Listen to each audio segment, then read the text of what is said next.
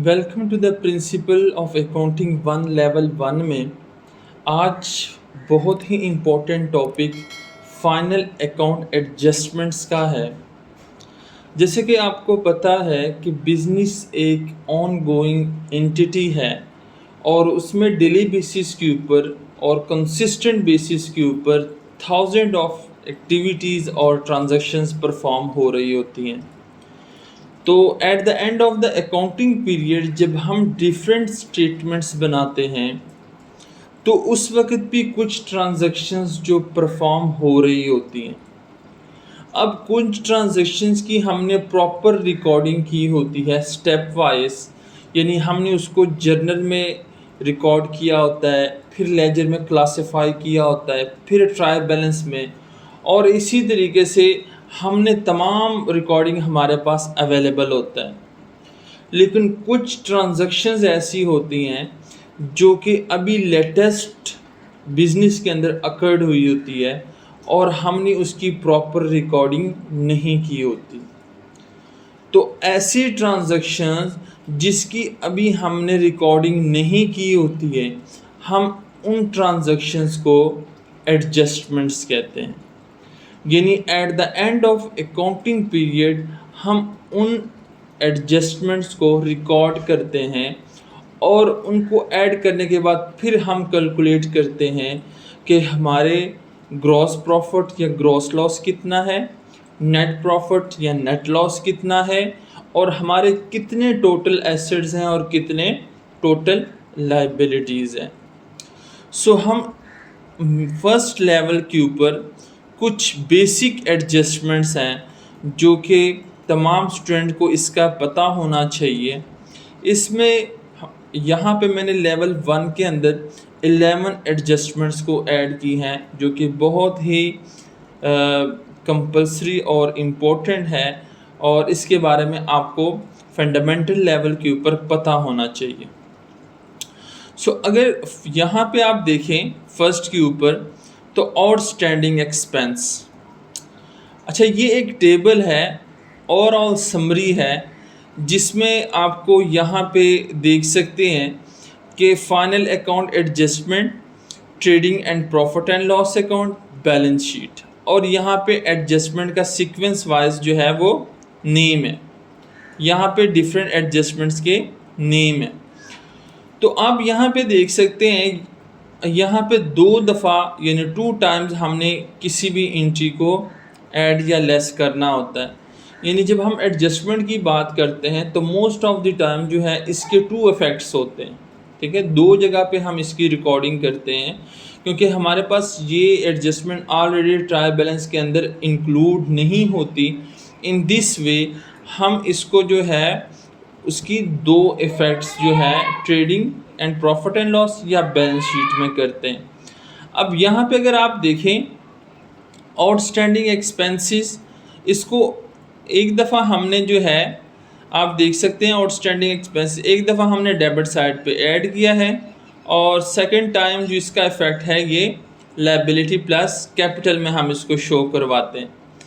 इसी तरीके से प्रीपेड एक्सपेंस है, यहाँ पे आप लेस करते हैं डेबिट साइड पे trading and profit and loss account, और यहाँ पे एसेट साइड में शो करवाते हैं।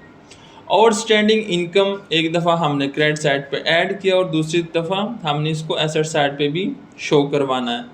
इस तरह अर्न इनकम है, हम इसको लेस करते हैं और दूसरा हम इसको लायबिलिटी साइड में भी शो करते हैं।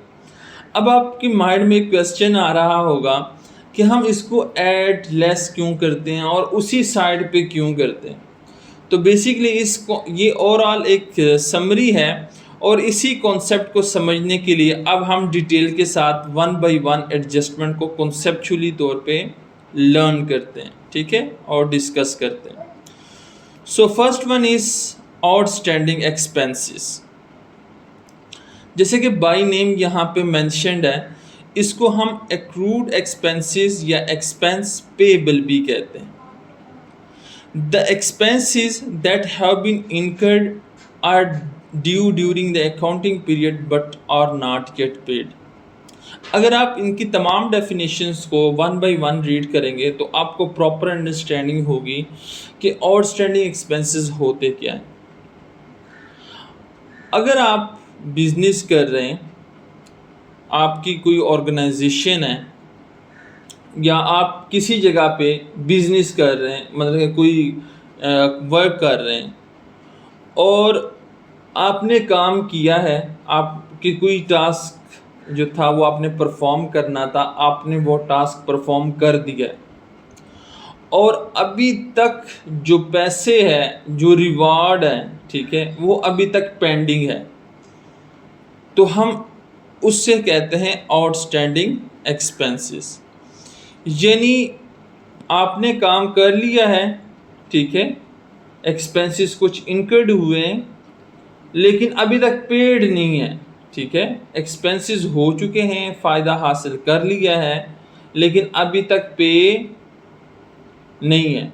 तो इन दिस केस हमारे पास जो एडजस्टमेंट एंट्री है, एक्सपेंस हमारा इंक्रीज़ हुआ है तो हम इसको डेबिट करते हैं और ये आउटस्टैंडिंग एक्सपेंसेस है और ये हमारी लायबिलिटी भी है।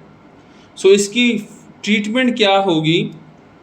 इसकी ट्रीटमेंट ये है कि हम first always add in the relevant expense in the debit side of trading and profit and loss account. एक तो हम प्रॉफिट एंड लॉस अकाउंट के डेबिट साइड पे लिखेंगे और दूसरा हम इसको लायबिलिटी साइड पे भी शो करवाएंगे। अब देखिए ना, नेचर ऑफ एक्सपेंस चेंज हो सकता है, वो डायरेक्ट एक्सपेंस भी हो सकता है और इनडायरेक्ट एक्सपेंस भी हो सकता है। जस्ट लाइक आप इस एग्जाम्पल से अच्छे से समझ लेंगे, इस बात को समझ जाएंगे। देखिए यहाँ पे है एक हमारे पास suppose salary of 55,000 have been paid up to November and recorded, but in the month of December the amount of salary 5,000 have not been paid and not recorded. ठीक है, ना तो ये पे हुई है और ना ये रिकॉर्ड हुई है, but the services rendered by the employ. एक एम्प्लॉय है, उसने अपनी सर्विसेज ऑर्गेनाइजेशन को दे दी है और अभी उसने उससे सैलरी लेनी है, ठीक है, 5,000। तो हम इस 5,000 की रिकॉर्डिंग कैसे करेंगे? अब देखिए सैलरी जो है ये by the nature indirect expense है। इस तरह कोई और भी आ सकता है, वेजेस आ सकते हैं, कोई और डायरेक्ट या इनडायरेक्ट एक्सपेंस आ सकता है। तो अगर डायरेक्ट एक्सपेंस है तो आप इसको ट्रेडिंग अकाउंट में ऐड करोगे और अगर प्रॉफिट एंड लॉस अकाउंट है तो आप फिर इसको एज ए इनडायरेक्ट एक्सपेंस के तौर पे आप प्रॉफिट एंड लॉस अकाउंट में इसको ऐड करोगे। सो यहाँ पे ये salary account to outstanding salary account. So हम इसकी ट्रीटमेंट कैसे करते हैं? फर्स्ट ऑफ ऑल सैलरी हमारा या इनडायरेक्ट एक्सपेंस है। सो आप यहाँ पे देख सकते हैं प्रॉफिट एंड लॉस अकाउंट के, तो डेबिट साइड के ऊपर, एक्सपेंसेस साइड के ऊपर आप इस सैलरी 55,000 रुपीज़ में ऐड कर देंगे, यहाँ पे ऐड कर देंगे इस सैलरी को, ठीक है। और इसी तरीके से इसका जो सेकंड इफेक्ट है ये बैलेंस शीट, और बैलेंस शीट में आप लायबिलिटी साइड में भी ये आप ऐड कर देंगे। रीज़न क्या है कि एक तो ये आपका एक्सपेंस बिजनेस का, जब मैं की बात करता हूँ इट्स मीन कि आप एज अ बिज़नेस के तौर पे वो एंट्री जो है उसकी रिकॉर्ड कर रहे हैं। तो जब इंक्रीज़ हुआ एक्सपेंस तो हमने यहाँ पे ऐड कर दिया, और दूसरी ये हमारी लायबिलिटी भी है, तो इसलिए हमने इसको बैलेंस शीट के क्रेडिट साइड पे लिखा। अब अगर आप यहाँ पे देखें फर्स्ट के ऊपर, तो ऐसा ही यहाँ पे आपको शो होगा आउटस्टैंडिंग एक्सपेंसेस, और यहाँ पे एक दफ़ा ऐड किया, ठीक है, ट्रेडिंग या प्रॉफिट एंड लॉस अकाउंट में जो रेलेवेंट नेचर का जो भी एक्सपेंस होगा आपने उसमें ऐड करना है, और दूसरा हमने लायबिलिटी साइड पे इसको शो करना है। इसी तरीके से अब आउटस्टैंडिंग एक्सपेंस के बाद जो नेक्स्ट एंट्री है वो है प्रीपेड एक्सपेंसेस का। सो what is prepaid expenses? Prepaid expenses को हम एक्सपेंसेस पेड इन एडवांस भी कहते हैं और अनएक्सपायर्ड एक्सपेंसेस भी कहते हैं। ये किस तरह के एक्सपेंसेस होते हैं कि expenses which have been paid during the current year but the services are benefit against them have not been received till the end of the accounting period। अब अगर कुछ एक्सपेंसेस प्रीपेड मीन कि आपके advance के अंदर जो है वो आपने पेमेंट कर दी है, अभी तक एक्सपेंसेस अकर्ड नहीं हुए, in this case service will be receive in the next year or accounting period. यानी आपने जो एक्सपेंसेस अभी तक रियल में हुए नहीं, लेकिन आपने जो उसकी पेड की है वो एडवांस में की है, पेमेंट जो की है, तो हम इसको कहते हैं प्रीपेड एक्सपेंसेस। अब प्रीपेड एक्सपेंसेस की जो एडजस्टमेंट एंट्री है कि प्रीपेड एक्सपेंसेस एक तो ये हमारे एसेट्स होते हैं और दूसरे अभी तक हमारे जब एसेट इंक्रीज होंगे तो डेबिट, और टू एक्सपेंसेस अकाउंट क्योंकि यहाँ पे हमारे एक्सपेंसेस इंक्रीज अभी तक हुए नहीं, ठीक है, कम है, तो इन दिस केस हम इसको क्रेडिट करते हैं। तो हम इसकी ट्रीटमेंट क्या करते हैं, always less in the relevant expense in the debit side of trading and loss account. ठीक है, प्रॉफिट या ट्रेडिंग एंड लॉस अकाउंट के एक तो आप लेस करते हो।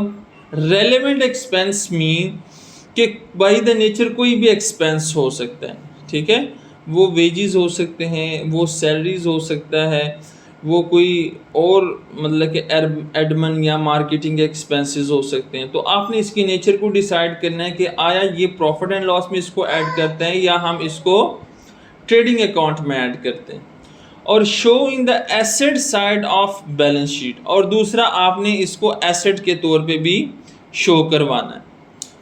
तो ये एग्जाम्पल है, इससे आपको बेटर अंडरस्टैंडिंग होगी। सो फॉर एग्जाम्पल अगर यहाँ पे देखें, suppose on the 1st January 2023 we acquired a building and paid a rent of 1,50,000 for 15 months। On 31st December closing of current year the building has been used for 12 months, so the rent of the 12 months 1,20,000। और इस तरीके से आप देख सकते हैं कि जो 3 months है उसका 30,000 will record as a prepaid expenses. So यहाँ पे अगर आप देखेंगे एज अ प्रीपेड आप एडवांस में जो है वो पेमेंट कर रहे हैं, जबकि अभी तक आपने उससे सर्विसेज हासिल नहीं की। इसका सिंपल जो है वो यही है कि अगर आप देखें ना, एक आप बिज़नेस कर रहे हैं और इसके लिए आप कोई फैक्ट्री की बिल्डिंग या कोई आप चीज़ यूज़ कर रहे हैं, वो रेंट भी हो सकता है, वो वेजेस भी हो सकते हैं, वो सैलरी भी हो सकती है। तो अगर आप एडवांस के अंदर पेमेंट कर रहे हो तो इट्स मीन कि अभी आपने उससे फ़ायदा हासिल नहीं किया बिजनेस पर्पसेस के लिए। तो इन दिस केस अब आपने इसकी ट्रीटमेंट क्या करनी है कि अब यहाँ पे रेंट की चुनाचे रेलेवेंट जो एक्सपेंस है रेंट है, और रेंट इनडायरेक्ट एक्सपेंस है। सो इनडायरेक्ट एक्सपेंस होने की वजह से हम इसको प्रॉफिट एंड लॉस अकाउंट में ऐड करेंगे। सो यहाँ पे रेंट 1,50,000 है और इसमें से अब हमने लेस करना है प्रीपेड रेंट को। अब अगर ये कोई डायरेक्ट एक्सपेंस होता तो फिर हम इसको ट्रेडिंग अकाउंट में उस एक्सपेंस को लिखते जस्ट लाइक वेजेस है, और हम उसमें से लेस करते प्रीपेड वेजेस। ठीक है, तो इसको लेस करने के बाद फिर हमारे पास जो अमाउंट आएगी 1,20,000 हम इसको मेन कॉलम में लिखेंगे। इस तरह बैलेंस शीट है, तो बैलेंस शीट में अगर आप यहाँ पे देखें तो हम इसको एसेट साइड पे 30,000 के साथ हम यहाँ पे मेंशन करते हैं।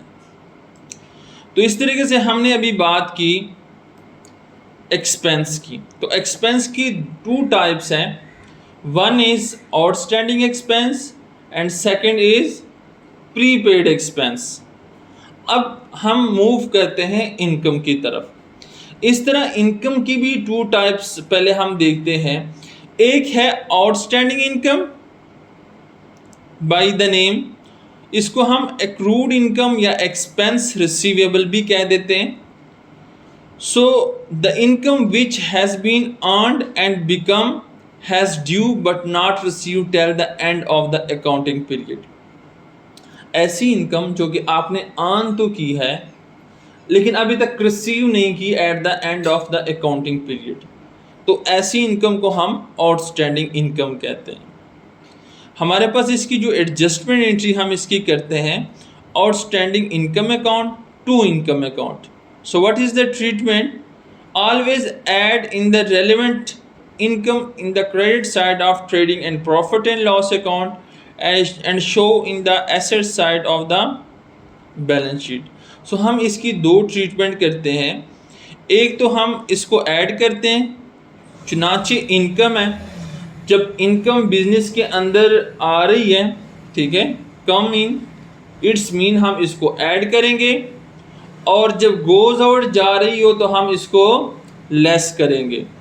तो यहाँ पे अगर आप देखें तो प्रॉफिट एंड लॉस अकाउंट, चुनाचे यहाँ पे फॉर एग्जांपल कमीशन है, तो इट्स मीन कमीशन में हम इस आउटस्टैंडिंग को ऐड करेंगे इनकम को, और फिर मेन कॉलम के अंदर जो अमाउंट है यहाँ पे हम इसको लिखेंगे। और सेकंड इसका जो इफ़ेक्ट है ये आउटस्टैंडिंग इनकम में होगा, आउटस्टैंडिंग इनकम का बैलेंस शीट में।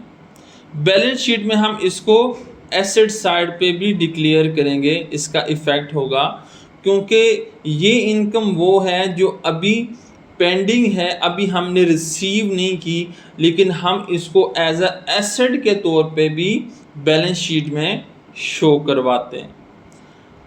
अब हम मूव करते हैं नंबर 4 एडजस्टमेंट अनअर्न्ड इनकम या income receive in advance. So what is unearned income? जिस तरीके से अभी हमने बात की प्रीपेड एक्सपेंसेस की, इस तरह कुछ प्रीपेड या अनअर्न्ड इनकम भी हो सकती है, रेवेन्यू भी हो सकती है। इसको हम कहते हैं इनकम रिसीव्ड इन एडवांस। हमने कोई अमाउंट जो है वो एडवांस में रिसीव की है, लेकिन अभी तक हमने कोई ओब्लिगेशन, कोई रिस्पॉन्सिबिलिटीज़ या कोई सर्विसेज हमने परफॉर्म नहीं की, ठीक है, यानी अभी तक हमने कोई सर्विसेज रेंडर नहीं की, कोई ओब्लिगेशन परफॉर्म नहीं की, लेकिन एडवांस में उसकी पेमेंट रिसीव कर ली है। इन दिस केस जो एडजस्टमेंट एंट्री है वो income account to unearned income. So इसकी हम ट्रीटमेंट कैसे करते हैं? First of all, always less from the relevant income in the credit side of trading and profit and loss account. पहले तो हम जो रेलेवेंट इनकम होगी, चाहे वो डायरेक्ट इनकम है तो डायरेक्ट इनकम को हम लिखते हैं ट्रेडिंग अकाउंट में, और इनडायरेक्ट इनकम को लिखते हैं प्रॉफिट एंड लॉस अकाउंट में। सो आपने इसको लेस करना है, और दूसरा इसको liability side of the balance sheet भी हम शो करवाते हैं, यानी टू इफेक्ट्स होंगे। जस्ट लाइक कमीशन रिसीव्ड है, सो कमीशन को रिसीव करेंगे आप, फॉर एग्जांपल आप कमीशन रिसीव कर रहे हैं, तो इट्स मीन यहाँ पे आप इसको लेस करेंगे अनअर्न्ड इनकम के नेम से, ठीक है, अभी तक आपने इसको अर्न नहीं किया। और दूसरा, ये जो आपने पेमेंट रिसीव कर ली है एडवांस के अंदर, ये आपकी लायबिलिटी भी है। अब आपने फॉर एग्जांपल वेजेस हैं या सर्विसेज हैं जो आपने रेंडर करनी थी, अभी तक की नहीं है, तो आपने अब वो रेंडर करनी है, एज अ लायबिलिटी के तौर पे भी आप ये शो करवाते हैं, या कमीशन के तौर पे। इस तरीके से हमारे पास जो ओवरऑल हमने 4 एडजस्टमेंट पढ़ी, हम इसको एक दफ़ा कंक्लूड कर लेते हैं कि हमारे पास जब हम एक्सपेंसेस की बात करते हैं तो 2 तरह की एक्सपेंसेस होंगी, एक आउटस्टैंडिंग एक्सपेंसेस और दूसरी प्रीपेड एक्सपेंसेस। इसी तरीके से जब हम बात करेंगे इनकम्स की, तो हमारे पास इनकम्स में एक एडवांस इनकम हमने रिसीव की होगी और दूसरी हमारे पास प्रीपेड इनकम, ठीक है। जिसको हम यहाँ पे एडजस्टमेंट नंबर 4 अगर हम ओवरऑल समरी के टेबल में देखें तो यहाँ पे आपको ये चीज़ शो होगी, यहाँ पे आप देख सकते हैं। तो यहाँ पे ये दो जो हैं ये एज अ एक्सपेंस के तौर पे आउटस्टैंडिंग एक्सपेंसेस और प्रीपेड एक्सपेंसेस, और ये जो थर्ड और फोर्थ है इसमें हम इनकम की बात करते हैं, outstanding income and earned income. ठीक है, कि हमने किस तरीके से इनकी ट्रीटमेंट करनी है। No we move toward fifth adjustment, depreciation of asset. Depreciation है क्या? Basically a gradual or permanent decrease in the value of fixed asset as a result of constant use, wear and tear and obsolescence। एक fix asset में उसके asset को usage की वजह से जो ग्रेजुअली उसमें की वैल्यू में डिक्रीज आ रहा होता है, कमी आ रही होती है, हम उसे कहते हैं डेप्रिसिएशन। अब डेप्रिसिएशन बाय द नेचर जो है ये एक्सपेंस है, और बिज़नेस में जब एक्सपेंस इंक्रीज़ होता है तो हम इसको डेबिट करते हैं, और एसेट में कमी आती है, इट्स मीन जब डिक्रीज़ होगा एसेट में कमी आएगी थर्ड रूल ऑफ थंब के मुताबिक, तो हम एसेट को क्रेडिट करते हैं। So what is the treatment? Basically first के ऊपर हम शो करते हैं as a expense in the debit side of profit and loss account. So depreciation जो है ये हमारा इनडायरेक्ट एक्सपेंस होता है, इसलिए हम इसको प्रॉफिट एंड लॉस में शो करवाते हैं। और second, less from the relevant asset in the balance sheet. जिस चीज़ के ऊपर डेप्रिसिएशन है, फॉर एग्जांपल प्लांट है, फर्नीचर है, मशीनरी है, लैंड है, किसी भी चीज़ के ऊपर अगर डेप्रिसिएशन है तो हम उसकी वैल्यू को एसेट की वैल्यू में से माइनस कर देते हैं, वो डेप्रिसिएशन की वैल्यू को, और फिर जाके हम मेन कॉलम के अंदर यानी बैलेंस शीट के एसेट साइड में मेन कॉलम के अंदर हम इसको पुट करते हैं। सो फॉर एग्जांपल अगर आप यहाँ पे देखें, if the value of machinery is 1 lakh, the rate of depreciation is 10%। अब ये एडजस्टमेंट के अंदर है, at the rate of depreciation 10% on the machinery. So हम इसकी ट्रीटमेंट क्या करेंगे?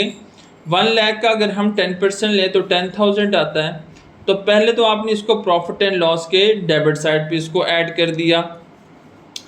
सेकंड, ये आपका बैलेंस शीट में इसका जो सेकंड इफेक्ट है, मशीनरी में से हम डेप्रिसिएशन के अमाउंट को लेस करेंगे, so remaining amount will be 90,000, हम इसको ऐड करेंगे मेन कॉलम के अंदर।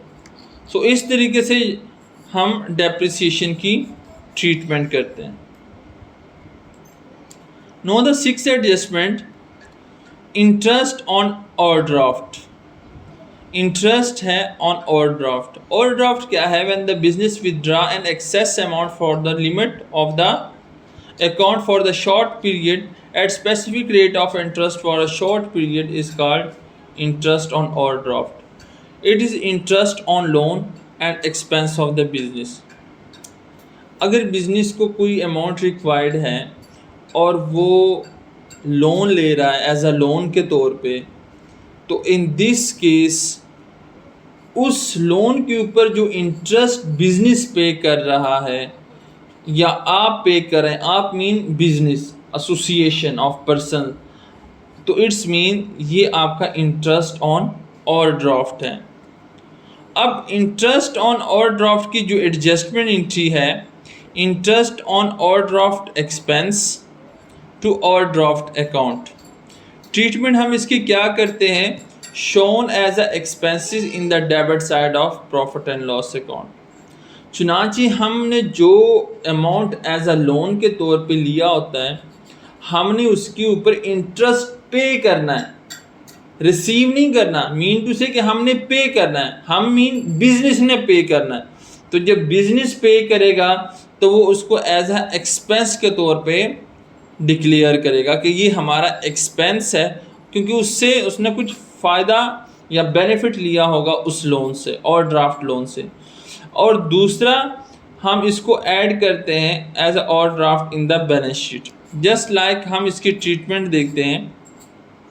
अब फॉर एग्जांपल यहाँ पे एक इंटरेस्ट ऑन ओवरड्राफ्ट है, तो चुनांचे ये हमारा एक इनडायरेक्ट एक्सपेंस है, तो हमने इसको प्रॉफिट एंड लॉस के इनडायरेक्ट एक्सपेंस वाली साइड पे ऐड कर दिया, यानी डेबिट साइड पे। और सेकंड, ओवरड्राफ्ट में जो हमारी लायबिलिटी है, ओवरड्राफ्ट बेसिकली हमारी लायबिलिटी होती है, बिजनेस की लायबिलिटी होती है और ये पे करनी होती है, ठीक है, after maturity of the date, ठीक है। इसमें अब हमने ऐड करना है इंटरेस्ट को, ठीक है, जो कि हमने पे करना है, यानी लोन की अमाउंट प्लस हमने इंटरेस्ट जो पे करना है, दोनों को ऐड करना है और फिर इस तरीके से आपने इसको मेन कॉलम के अंदर लिख लेना है। Same nature interest on loan, ठीक है। इंटरेस्ट ऑन लोन वैसी है जिस तरह इंटरेस्ट ऑन ओवरड्राफ्ट है। बेसिकली जो ओवरड्राफ्ट का जो कॉन्सेप्ट यूज़ होता है, ये बैंक में अगर हम एक जो लिमिट है, एक्सेस अमाउंट से ज़्यादा निकलवाते हैं, ठीक है, अपनी बिजनेस पर्पसेस के लिए, तो ये हमारे पास लिमिट से एक्सटेंड जो है ये बिज़नेस ने हमने प्रोवाइड किया होता है, ठीक है, हमें प्रोवाइड किया होता है और उसके ऊपर हमें इंटरेस्ट पे करना पड़ता है, तो इसको ओवरड्राफ्ट है। ओवर मीन कि जो लिमिट था उससे आप एक्सेस अमाउंट विदड्रा करवा रहे हैं, ड्रा कर रहे हैं, तो आपको उसके चार्जेस पे करने पड़ेंगे, ठीक है। जिस तरह आप फॉर एग्जांपल अगर आप पर्सनल लाइफ में देखें तो आप कोई एडवांस ले रहे हैं, ठीक है, किसी मोबाइल सिम नेटवर्क के थ्रू, टेलीनॉर, यूफोन या जैसे, तो आपको उसके चार्जेस पे करने पड़ते हैं विद लोन अमाउंट। तो इसी तरीके से ये हमारा ओवरड्राफ्ट होता है। अब इंटरेस्ट ऑन लोन का भी सेम वही ट्रीटमेंट है जो इंटरेस्ट ऑन ओवरड्राफ्ट का है। अब एक तो हम इसको ऐड करते हैं प्रॉफिट एंड लॉस अकाउंट में, ठीक है, ऐड मीन कि हम इसको एज अ एक्सपेंस के तौर पे वहाँ पे शो करते हैं डेबिट साइड पे। और दूसरा, हम इसको बैलेंस शीट में भी लिखते हैं। जो भी लोन हमने लिया होता है, हमने उसमें वो लोन की जो अमाउंट है वो ऐड कर देनी है। सो ये हमारे पास लोन है और यहाँ पे इंटरेस्ट है, सो हम यहाँ पे जो इंटरेस्ट है उसको ऐड कर देंगे, ठीक है। इस तरीके से हम इसको ऐड कर देंगे, जो हमारे पास मेन वैल्यू है वो हम यहाँ पे लिख लेंगे, ठीक है। इस तरीके से अगर हम नेक्स्ट एडजस्टमेंट की बात करें, इंटरेस्ट ऑन कैपिटल। अब इंटरेस्ट ऑन कैपिटल क्या है कि interest on capital is the reward of the proprietor for the investing his money in the business. Interest on capital is an expense of the business. अगर business जो businessman है या owner of the business है, उसने कुछ amount जो है as a capital तौर पे बिजनेस में इन्वेस्ट किया, तो बिजनेस चुनांचे एक सेपरेट लीगल एंटिटी है और इसका अपने जो ओनर ऑफ द बिज़नेस या शेयर होल्डर है या स्टेक होल्डर से एक अलहदा जुदागाना हैसियत होती है। तो इन this case business interest on capital को एज अ एक्सपेंस जो है लिख रहा होता है, रिकॉर्डिंग कर रहा होता है, क्योंकि ये उसका एक्सपेंस होता है। और इसकी हम ट्रीटमेंट क्या करते हैं, show as an expense in the debit side of profit and loss account. एक तो हम इसको शो करते हैं प्रॉफिट एंड लॉस अकाउंट के डेबिट साइड पे, ठीक है, यहाँ पे। और सेकंड, जब हम बैलेंस शीट में देखते हैं तो बैलेंस शीट में हम कैपिटल में उस इंटरेस्ट को ऐड कर देते हैं, ठीक है। एक तो ये एक्सपेंस है और दूसरा हम इसको कैपिटल में ऐड कर देंगे, तो यहाँ पे हमारे पास मेन वैल्यू टोटल आ जाएगी। इस तरह इंटरेस्ट ऑन डिपॉजिट या इंटरेस्ट ऑन गवर्नमेंट सिक्योरिटीज। अभी तक हम जितने भी एक्सपेंसेस की बात कर रहे थे वो हमारे एक्सपेंसेस थे, यानी बिजनेस जो है वो पे कर रहा है इंटरेस्ट। जब वो इंटरेस्ट पे करेगा तो इट्स मीन कि उसके एक्सपेंसेस अकर्ड हो रहे हैं, तो वो उसको प्रॉफिट एंड लॉस अकाउंट के डेबिट साइड यानी एक्सपेंस वाली साइड पे ही शो करेगा और दूसरी उसकी लायबिलिटी भी होगी। अब हम मूव करते हैं इंटरेस्ट ऑन डिपॉजिट या interest on government securities. So interest on deposit और interest on government securities mean कि आप यानी आपका बिजनेस किसी जगह पे इन्वेस्ट कर रहा है और उस इन्वेस्टमेंट के ऊपर कुछ इंटरेस्ट जो है वो बिजनेस रिसीव कर रहा है यानी गेट कर रहा है। इन दिस वे ये हमारे पास जो है deposit on security account to interest on deposit account. So यहाँ पे अगर आप देखें तो इसकी ट्रीटमेंट क्या होगी, shows N expense in the credit side of profit and loss account. एक तो ये हमारा एक्सपेंस है क्योंकि हम जब मैं बार बार कह रहा हूँ ना हम मीन बिजनेस, तो बिजनेस ये जो अमाउंट है ये रिसीव कर रहा है, एक तो ये इसकी इनकम है और सेकंड ये आप बैलेंस शीट में एज अ एसेट के तौर पे भी शो करते हो कि ये हमारी जो अमाउंट है ये एसेट है। फॉर एग्जांपल कोई इन्वेस्टमेंट है, कोई डिपॉजिट है, तो उसमें आप इंटरेस्ट को ऐड करोगे और उसके बाद इसको आप मेन कॉलम के अंदर लिखते हो। Now we move toward interest on drawing. Normally तौर पे ये ड्राइंग जो है ये ऑर्डिनरी कोर्स ऑफ बिजनेस नहीं होता, यानी जो चीज़ें या कैश गुड्स अगर owner of the business withdraw करवाता है फॉर द पर्सनल यूजेस तो हम इसको ड्राइंग कहते हैं। अब interest on drawing is the revenue of the business. अब ये बिजनेस का जो है ये रेवेन्यू होता है। सो हम इसकी जो एडजस्टमेंट एंट्री करते हैं तो drawing account to interest on drawing account. So treatment क्या होगी, show as an income in the credit side of profit and loss account. अगर आप इंटरेस्ट ऑन ड्राइंग रिसीव कर रहे हैं तो इट्स मीन ये बिजनेस की इनकम है। सो आप इसको प्रॉफिट एंड लॉस के क्रेडिट साइड पे इनडायरेक्ट इनकम के साइड पे आप यहाँ पे लिखेंगे और सेकंड आपने लेस करेंगे इसको from the capital of the balance sheet. आप बैलेंस शीट यानी लायबिलिटी साइड में जब आप इसको लिखते हैं तो यहाँ पे इंटरेस्ट ऑन ड्राइंग को लेस करेंगे। Now we move toward the last adjustment which is mostly and very important which is bad debts and provision for doubtful debts. So what is bad debts? मैं quick आपको इसका बता दूं कि bad debts mean which is irrecoverable। आपने किसी को business ने किसी को कर्जा दिया है, कोई डेट दिया है और बिजनेस ने अब ये सोच लिया है और ये उनको शो हो गया कि ये इरिकवरेबल है, ये रिकवर नहीं कर सकते। फॉर एग्जांपल आपने जिसको लोन दिया है, आप बिजनेस ने जिसको लोन दिया है वो अगला बंदा इंसॉल्वेंट हो गया है या अनसाउंड माइंडेड हो गया है, ठीक है, या उसकी डेथ हो गई है, तो इन दिस केस अब ये इरिकवरेबल है। तो इस तरह की जो हमने डेट को हम कहते हैं बैड डेट्स यानी बुरे कर्जे। And what is doubtful debts? Doubtful debts mean के अनसर्टेन या डाउट है, यानी बिजनेस ने किसी को लोन दिया है, अभी तक रिकवर नहीं है लेकिन चांसेस हैं, ठीक है, कि वो रिकवर हो जाएगा। तो अब उस डेट के ऊपर डाउट है कि वो रिकवर हो भी सकता है और नहीं भी हो सकता, तो इसलिए हम इसे डाउटफुल डेट्स कहते हैं। Provision mean setting aside an amount of profit for a possible loss and liability, the amount of which cannot be determined exactly।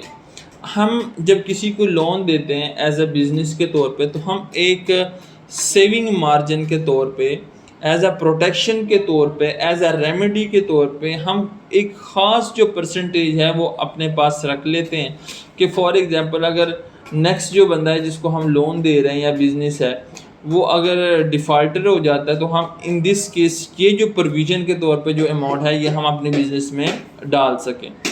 तो इसकी ट्रीटमेंट क्या है? सो यहाँ पे अगर आप इसको देखें the amount show in the profit and loss account is equal to bad debts plus provision minus old provision.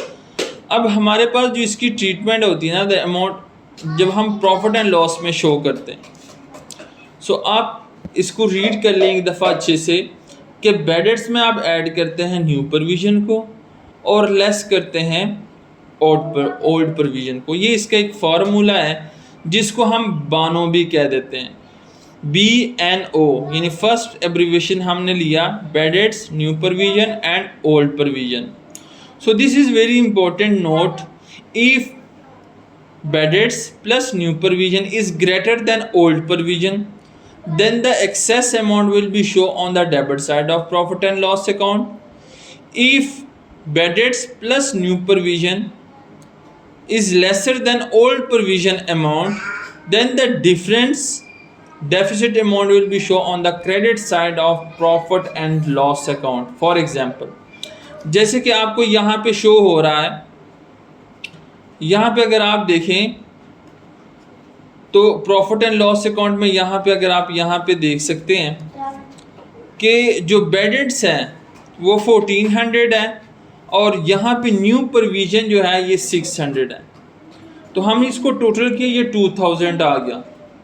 अब 2000 में से लेस किया ओल्ड प्रोविज़न को 1500 को, तो ये 500 आ गया और इसमें से हमने लेस किया provision for discount 247। For example ये अमाउंट है, तो इसके बाद हमारे पास जो बैलेंस आया वो 253 है। तो अगर आप यहाँ पे देखें ये प्रॉफिट एंड लॉस में अगर हम बेडेड्स और न्यू प्रोविज़न को ऐड करें और उसमें से ऐड करने के बाद जो हमारे पास अमाउंट है 2000, ये ग्रेटर देन है ओल्ड प्रोविज़न, तो इन दिस केस अब हम इसे डेबिट साइड पे लिखेंगे। और अगर ये इसके अपोजिट हो, मीन टू से कि ओल्ड प्रोविज़न की जो अमाउंट है, फॉर एग्जांपल यहाँ पे अगर हम ओल्ड प्रोविज़न की अमाउंट करते हैं 2500, ठीक है। सो अगर यहाँ पे ये 2500 है तो इट्स मीन अगर यहाँ पे ये 2000 है तो फिर हम क्रेडिट साइड पे लिखेंगे, यानी प्रॉफिट एंड लॉस के क्रेडिट साइड पे हम इसको लिखेंगे, क्योंकि ओल्ड प्रोविज़न की amount bedded plus new provision से ग्रेटर देन है। अब हम इसकी रिकॉर्डिंग कहाँ पे करते हैं? बेसिकली जो बेडेड्स होते हैं और प्रोविज़न होते हैं ये डेटर्स के ऊपर जो है ये अप्लाई होते हैं। तो हम बैलेंस शीट में एसेट वाली साइड पे डेटर में से पहले लेस करते हैं न्यू प्रोविज़न को। पहले लेस करने के बाद फॉर एग्जांपल 600 इसको लेस किया, अब इसके ऊपर हमने प्रोविज़न फॉर डिस्काउंट लेना है, यानी हम डायरेक्टली जो सैंडी डेटर है कोई भी अमाउंट हो सकती है उसके ऊपर आप डायरेक्ट प्रोविज़न नहीं लेंगे डिस्काउंट का। पहले आप न्यू प्रोविज़न को लेस करोगे और उसके बाद आप डिस्काउंट को फिर ही उसकी फिगर के ऊपर आप लेंगे। तो इस तरीके से आपको यहाँ पे हिंट भी मैं बता चुका हूँ कि bad debt mostly given in the trial balance but may be outside the trial balance. Bad debts जो हैं वो मोस्टली जो हैं वो ट्रायल बैलेंस में भी दिए होते हैं और कभी ऐसा होता है कि ट्रायल बैलेंस में उसकी रिकॉर्डिंग नहीं की होती है तो ये बाहर भी आपको दिए जा सकते हैं, ठीक है। New provision always given outside the trial balance, ये आपको हमेशा ट्रायल बैलेंस के एडजस्टमेंट में आपको शो होते हैं because it is created at the end of the current. जैसे कि ये न्यू है तो ये न्यूली क्रिएट हुए हैं इसलिए ये आपको एडजस्टमेंट में ही शो होंगे। Old provision is always given in the trial balance, और ओल्ड प्रोविज़न जो है वो नॉर्मली तौर पे ट्रायल बैलेंस के अंदर ही दिए होते हैं। तो इस तरीके से आप आसानी के साथ जो है वो इसको जज कर सकते हैं और आप आसानी के साथ मेजर कर सकते हैं कि ये क्या चीज़ है। अच्छा, अब हम मूव करते हैं नेक्स्ट लेक्चर के अंदर कि हम किस तरीके से एक न्यूमेरिकल क्वेश्चन को सॉल्व करेंगे, उसमें से कैसे हम ट्रेडिंग अकाउंट बनाएंगे, प्रॉफिट एंड लॉस अकाउंट बनाएंगे और बैलेंस शीट।